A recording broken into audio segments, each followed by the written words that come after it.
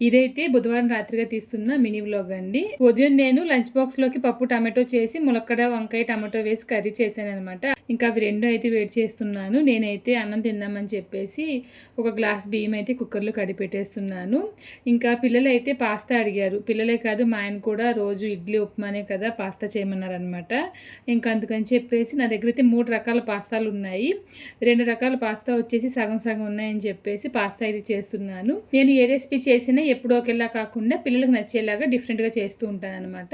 ఇంక ఈరోజు అయితే నేను పాస్తా బిర్యానీ తయారు చేయబోతున్నాను. రెసిపీ నేను వీడియో చేశానండి. యూట్యూబ్‌లో అయితే రేపు ఉదయం 9 గంటలకి, ఇన్‌స్టాగ్రామ్‌లో అయితే 12 గంటలకి వీడియో పోస్ట్ చేస్తాను. మర్చిపోకుండా చూసి ట్రై చేయండి. చాలా బాగుంటుందనమాట.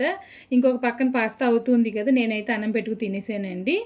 ఇంకా ఒక రెసిపీ వీడియో చేశానంటే చాలు కిచెన్ అంతా చిందరవందరగా పెట్టేస్తాననమాట ఎప్పుడూ. ఇంకా అలాగే వదిలేస్తే పొద్దున చిరాగ్గా ఉంటుందని చెప్పేసి కిచెన్ అయితే శుభ్రంగా క్లీన్ చేసేసాను.